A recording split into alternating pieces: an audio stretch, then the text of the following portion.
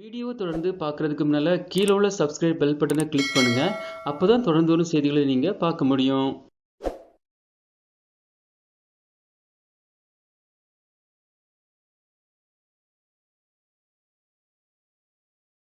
மூங்கில் தடியில் பாய்ந்த மின்சாரம் காரணமாக 35 வருட இளைஞர் நொடியில் பரிதாப மரணமடைந்த சம்பவம் பெரும் சோகத்தை ஏற்படுத்தியுள்ளது. உத்தரப்பிரதேச மாநிலத்தில் உள்ள மஹோபா மாவட்டம் சாந்தோன் கிராமத்தில் வசித்து வருவர் சுரேந்தர் சிங். சம்பவத்தன்று சுரேந்தரின் குடும்பத்தினர் கோவிலுக்கு செல்ல தயாராகி கொண்டிருந்தனர். அச்சமயம் பூஜைக்காக பூக்களை பறித்து வரும் செயலிலும் ஈடுபட்டனர். இதனிடையே சுரேந்தரின் தாய்வழி உறவினரான தேவேந்திரா என்பவரும் கோவிலுக்கு செல்ல வந்துள்ளார்.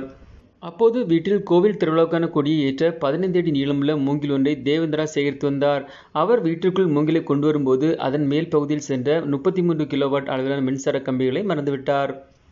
மூங்கிலை உயர பிடித்தவாறு வீட்டிற்குள் தூக்கி வந்த நிலையில் அது நேரடியாக மின் கம்பிகளின் மீது உரசியது. இந்த சம்பவத்தில் தேவேந்திரா மீது மின்சாரம் பாய்ந்து அவர் நிகழ்விடத்திலே மயங்கி விழுந்தார். அடுத்த 22 நொடிகளில் அவரின் உயிர் குடும்பத்தினர் கண்முன் பிரிந்தது. தேவேந்திரா மின்சாரம் தாக்கி மயங்கியதைக் கண்டு அதிர்ச்சியடைந்த குடும்பத்தினர் அவரை எழுப்ப முயற்சித்தனர். உடனடியாக அங்குள்ள மருத்துவமனைக்கு அழைத்து சென்றபோது அங்கு மருத்துவர்களால் மரணம் உறுதி செய்யப்பட்டது.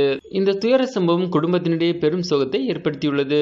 மேலும் இதுகுறித்த காணொலி காட்சிகள் வெளியாகி வைரலாகி வருகின்றன. பச்சையான மரங்கள் மின்சாரத்தை தன்னகத்தை தாராளமாய் கடத்தும் தன்மை கொண்டவையாகும். அதனால் பச்சையான மரங்களை பயன்படுத்தும் போது கவனமுடன் செயல்பட வேண்டும் என்பதற்கான ஆதாரமாக இந்த சோக சம்பவம் நடந்துள்ளது.